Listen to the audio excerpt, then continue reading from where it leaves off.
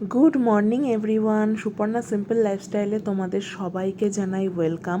আজকে এসেছিলাম একটু বাজারে, তো এখান থেকে ভেটকি মাছের ফিলে নেবো, কেননা সামনেই আসছে আমার শ্বশুর শাশুড়ির অ্যানিভার্সারি। তো কৌশিক বললো যে এবারে ভেটকি মাছের ফিলে দিয়ে ফিশ ফ্রাই হবে, শুধু ফিশ ফ্রাই হবে, অন্য কিছু করব না। তো ওর জন্য এখানে ভেটকি মাছের ফিলে নিতে এসেছি। আর আমি এটা প্রথমবারই বানাবো, এর আগে কোনো দিন আমি বানাইনি সেইভাবে। তো তার সাথে আরও যেইগুলো লাগে সেইগুলো সমস্ত কিছু কিনে কাটে নিয়ে যাব। আগের দিনকে নিয়ে এসেছিলাম এই মিন্ট, মানে যেটা পুদিনা পাতা বলে, আর ধনে পাতা, মানে যেদিনকে ফিলে কাটতে গেছিলাম সেদিনকেই নিয়ে এসেছিলাম। আজকে হচ্ছে নেক্সট ডে। তো বলে টিস্যু পেপারে রাখলে নাকি জিনিসগুলো ঠিকঠাক থাকে, কিন্তু আমি রেখেও ছিলাম টিস্যু পেপারে, দেখতেই পাচ্ছ নিচে টিস্যু পেপার রয়েছে, কিন্তু না কিছু কিছু পাতা এখানে কালো হয়ে পচে গেছে। যাই হোক, যেইটুকানি ভালো আছে সেইটুকানি এখান থেকে তুলে নিয়ে বাদবাকিটা ফেলে দেবো, কী আর করা যাবে। আর আমার মনে হচ্ছে না, মানে পুদিনা পাতার একটু বেশি এনে ফেলেছি, আর এখান থেকে একটু একটু আমি বেছে বেছেও রাখছি। আর যেটা ধনে পাতা এনেছি সেটা মনে হয় একটু কম হয়ে গেছে, দেখি আগে ছাড়িয়ে ছুড়িয়ে দেখি কোনটা কম কোনটা বেশি। এখানে যেইগুলো নেওয়ার সেইগুলো নেব, বাদবাকিটা ফেলে দেবো। আর কৌশিক এইদিকে রেডি হচ্ছে অফিস বেরোবে বলে। আর মোটামুটি 10টা বাজে, ও 9:30 পৌনে 10টা এরকম টাইমেই বেরিয়ে যায়। তো 10টা বাজে যে ওখানে রেডি হয়ে বেরোক, তারপরে যা যা প্রিপারেশন আমি সেগুলো আস্তে আস্তে করে শুরু করব। কৌশিক অফিস চলে গেছে, এবার আমি নিচে বসে পড়েছি, কারণ এই জায়গাটা না অফিস যখন যায় বসতে পারি না, কারণ এই জায়গাটা দাঁড়িয়ে তো রেডি হয়, এই জায়গাটা একদম বসা যায় না। তো আমি এখানে সব পাতাগুলো বেছে বেছে নিয়ে নিচ্ছি, কিছুটা ধনে পাতা নেবো, কিছুটা পুদিনা পাতা নেবো। তো এখানে মোটামুটি এতটা পুদিনা পাতা ছাড়াতে পেরেছি, এতটা পুদিনা পাতা লাগবে না। ওই যে বলছিলাম না ধনে পাতাটা মনে হয় কম এনেছি, সত্যি ধনে পাতাটা অনেকটাই কম হয়ে গেছে। ধনে পাতাটা একটু বেশি হলে, পুদিনা পাতাটা একটু কম হলে বেশ ভালো লাগে জিনিসটা। এর আগে তো যেমন বললাম আমি কোনো দিনই বানাইনি, কিন্তু কনসেপ্টটা জানতাম কিভাবে কিভাবে করে, ওর জন্যই আর কি। আর এখন রান্না জানি আর না জানি, এখন যে বর্তমানে যে সোশ্যাল মিডিয়া হয়ে গেছে, মানে ইউটিউব দেখেই অর্ধেক মানুষ বেশিরভাগ রান্না জেনে যায়। যারা রান্না করতে পারে না, অনেকেই বলে আমি এই রান্না পারি না, যেমন আমি ফিশ ফ্রাই কোনো দিন করিনি, আমি ওই ইউটিউব দেখেই জেনে গেছি যে কীভাবে রান্না করতে হয়। তো এখনকার দিন আর ওই কথাটা বললে হয় না যে আমি জানি না, করিনি ঠিক কথা, কিন্তু জানি না বলাটা ভুল, কারণ না জানলেও ইউটিউব দেখে ঠিক রান্নাগুলো হয়ে যাবে। তো আমি আগের দিনকে যে বললাম এনেছিলাম ফিলেগুলো, ওইগুলোকে ফ্রিজে রাখা হয়েছিল, কৌশিক রেখেছিল টিস্যু পেপারে মুড়িয়ে। তো সেইগুলো এখন বার করে নিয়েছি, কারণ ফ্রিজে থাকলে তো বরফ হয়ে যায়। তো এগুলো ভালো করে আগে জলে ভিজিয়ে নিয়েছি, বরফটা কেটে গেলে এইবারে এগুলোকে আস্তে আস্তে ম্যারিনেট করব। আগে একটু ভালো করে ধুয়ে নিই, যতই ফ্রিজে ও রাখুক বা যাই হোক, মাছ বাজার থেকে ভালো করে ধুয়ে ধায়ে দিয়েছে, কিন্তু তবুও নিজে একটু না ধুলে না কেমন কেমন লাগে।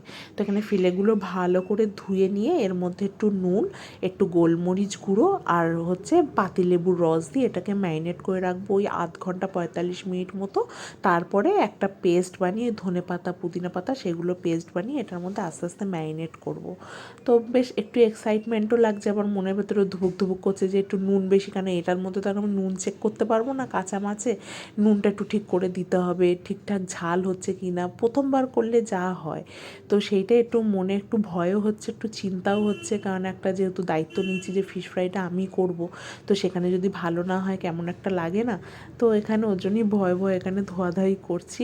আর এদিকে এই যে পুদিনা পাতাও নিয়ে নিয়েছি, আর ধনে পাতা এর মধ্যে একটুখানি মেশাবো এবারে আদা রসুন আর কাঁচা লঙ্কা। আর এতটা পুদিনা পাতা না বেশি হয়ে গেছে, বেশি বললাম না, বেশি পুদিনা পাতা দেবো না। তো ওই জন্য খানিকটা তুলে রেখেছি, দেখে আমি একটু ওই লেবুর রস, একটু জল জিরা, একটু ঠান্ডা জল দিয়ে একটা শরবত মতো বানিয়ে খাবো, দেখি কেমন লাগে। আর এদিকে আদা রসুন কাঁচা লঙ্কা ধনে পাতা আর পুদিনা পাতা একসাথে বেটে তারপরে মাছটার মধ্যে দিয়ে ম্যারিনেট করতে বসিয়ে দেবো। আজকে কারেন্টটা না খুব আপ ডাউন করছে, অ্যানাউন্স করে গেছিলো যে আজকে কারেন্ট যাবে, ওর জন্য আমি তাড়াহুড়ো করে না সকালবেলা থেকেই আমি রেডি করছি।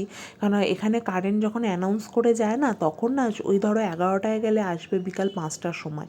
তা বিকাল 5টায় আসলে কখন আর ম্যারিনেট করব, কখনই বা কী করবো, ওর জন্য বারবার করে আমি না এখানে মানে তাড়াহুড়ো করছি, এতে ভালো করে এই পেস্টটা একবার হয়ে গেলে, হ্যাঁ শিলেও বাটা যায়, কিন্তু কাঁচা লঙ্কা আছে তো শিলে বাটতে গেলে একটু হাত ফাত জ্বালা করবে, এখানেও যে আমি হাত দিয়ে মাখাচ্ছি এখানেও হাতটা জ্বালা করবে, কিন্তু কিছু করার নেই। তো ওই জন্য মিক্সিতে ঝটপট করে এখানে বেটে নিয়েছি। আর মিক্সিতে বাটা শেষ হয়েছে আর কারেন্টটা ঘপ করে চলে গেছে, মানে উইদিন মিনিটসের মধ্যে কারেন্ট চলে গেছে। ব্যাস এখন আর কারেন্ট নেই ঘরে, কিছু আর করার নেই। এখানে ম্যারিনেটগুলো করে নিয়ে আস্তে আস্তে নিয়ে এটাকে রেখে দেবো। ফ্রিজে তো আর ঢোকাতেও পারবো না, যেইটুখানি ফ্রিজে ঢোকাবো ঢুকিয়ে দেবো, কারণ ফ্রিজটা তো ঠান্ডাই আছে, বাইরে রাখলে আর মাছটা নষ্ট হয়ে যাবে। আর এদিকে দেখতে দেখতে এখন বেজে গেল 2:15, এখনও পর্যন্ত কারেন্ট আসার নাম নেই। যেমন বললাম যে 11টায় গেলে আসবে, সেই বিকাল 5টায়। তো এখানে কারেন্ট নেই, আর বাইরে থেকে থেকে বৃষ্টি আসছে। এখন আগে জানতাম যে বর্ষাকাল একবারই হয়, এখন দেখি সারাটা বছরই বর্ষাকাল। আর এই বর্ষাকালের জন্য ঘরে জামা কাপড় সব এদিক ওদিক দেওয়া থাকে।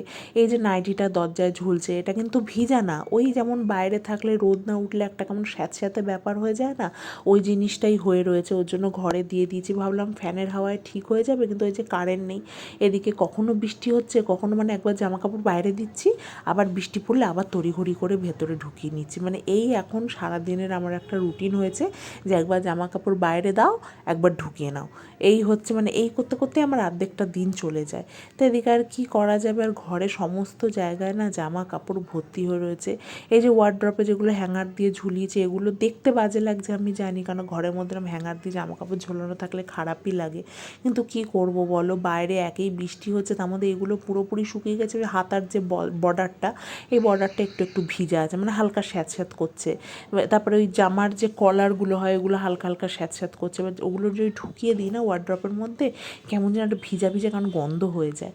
আর এই যে কৌশিকের এই গেঞ্জিটা দেখো, অজস্র ফুটো, এটা কিন্তু ছিঁড়ে যায়নি বা কৌশিক নিজের ইচ্ছায় ফুটো করেনি, দরজার পেছনেও এটা টানানো থাকে না, এটা না খাটের উপরেই থাকে।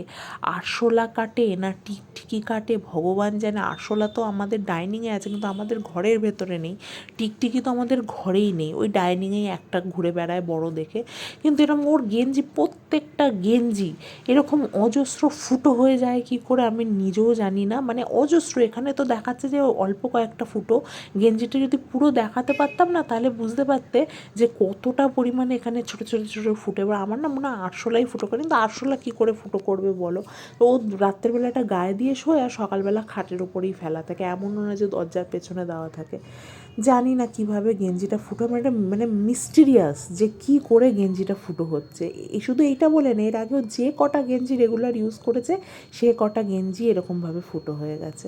বালিশগুলো একটু দিয়েছিলাম বাইরে, রোদ আসছিল অল্প অল্প করে, কিন্তু ওই যে আবার মেঘ করে এসেছে, এবার বালিশগুলো ভাবছি তুলেই ফেলি। আর এদিকে কি করব, কাজ নেই, টিভিও দেখতে পাচ্ছি না, ফোনও চালাতে পাচ্ছি না, কেন ওয়াইফাইও বন্ধ। ভাবলাম একটু নেল পলিশ পরি, তো এই বটন গ্রিন কালারটা আর এই যে গ্লিটারি যেটা, এই দুটো কালার মিলে একটু মিক্স করে পরবো। আমার যখন মন ভালো থাকে না, মনে হয় যে ধুর ভালো লাগছে না বা কোনো কাজ নেই, তখন একটু নেল পলিশ পরে নিই, মনটাও ভালো হয়ে যায়। আর না মনটাকে মানে অন্যরকম একটা চেঞ্জ এসে যায়। এক একজন এক এক রকম, কারোর মন ভালো না লাগলে গান শোনে, কৌশিকের যেমন মন ভালো না লাগলে একটু গেম খেলে নেয় ফোনে, মানে ওই হচ্ছে সবার এক একজনের এক এক রকম আর কি ব্যবস্থা। তো আমার এখানে নেল পলিশ পরলে একটু মনটা ভালো হয়ে যায়। ডান হাতের নখগুলো একটু ছোটো, আমার না ছোটো হাতের নেল পলিশ, মানে ছোটো যে নখগুলো হয়, নেল পলিশ পরলে ভালো লাগে না, কিন্তু এক হাতে পরবো আর এক হাতে পরবো না, কিরম বাজে লাগে না দেখতে। বলছিলাম না এতক্ষণ বৃষ্টি হচ্ছে আবার থেমে যাচ্ছে, এই যে বাইরে নেমেছে ভালোই বৃষ্টি, দেখে হয়তো ক্যামেরায় বুঝতে পারছি না কতটা ধরা পড়ছে, কিন্তু ভালো বৃষ্টি হচ্ছে। আর সকাল থেকে যে বলছিলাম না কারেন্ট নেই কারেন্ট নেই, আমাদের এখানে অ্যানাউন্স করে গেছে ট্রান্সফরমিটারে না কোনো কাজ করছে, তো সেই জন্যই কারেন্ট নেই। এই লোকগুলোর কি কষ্ট হয়, মাথায় এরকম টুপি পরে ভিজে ভিজে কারেন্টের কাজ করা, অবশ্য কারেন্টটা বন্ধ করাই রয়েছে, তবুও এদের কি কষ্ট, এরকম বৃষ্টিতে ভিজে কাজ করতে পারলেই টাকা, নইলে টাকা নেই। মানুষ মানে আমরা ভাবি যে আমরা ঘরে কাজ করছি, কিন্তু যে ছেলেরা বাইরে যাচ্ছে, অফিসে বসে আছে, টাকা ইনকাম করে আনছে, কিন্তু এক একজনের এক এক রকম কাজ বলো।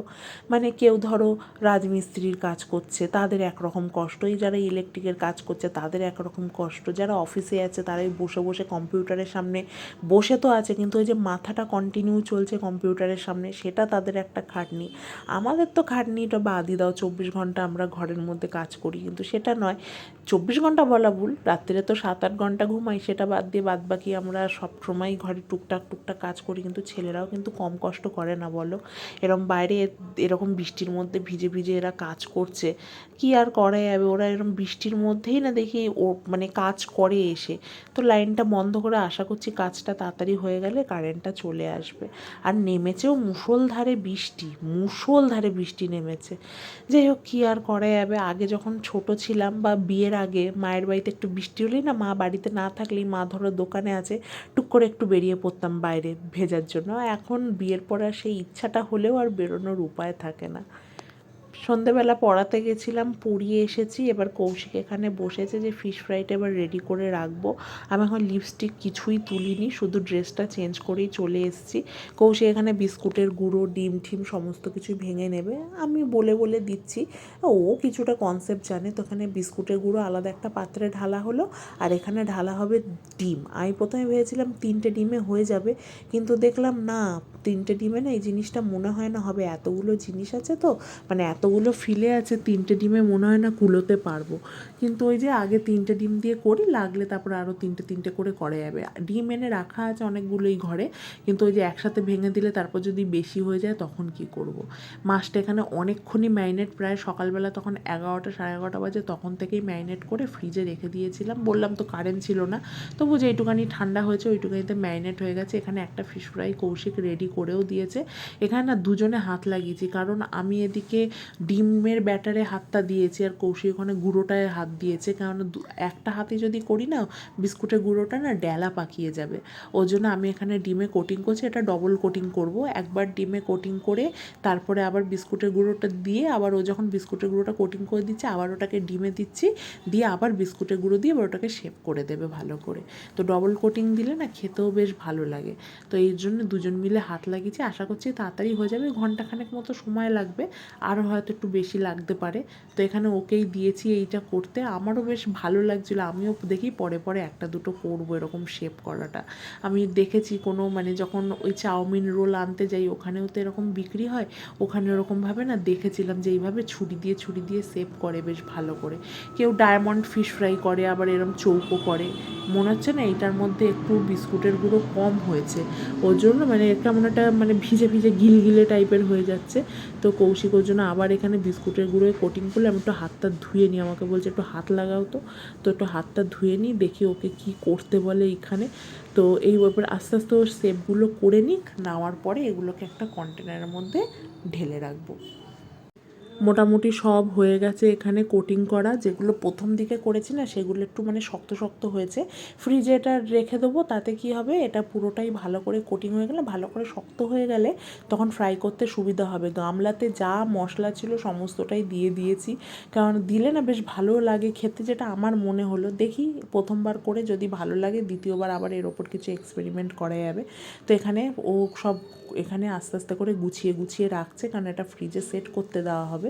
আর এদিকে টিফিন বক্সটার মধ্যে না একটা এরকম খবরের কাগজ দেওয়া হয়েছে, বাই চান্স যদি খবরে মানে ভিজে যায় আর কি বরফের এতে, তো ওই জন্য একটা খবরের কাগজ দিয়ে ভালো করে এটাকে মুড়ে নেওয়া হয়েছে।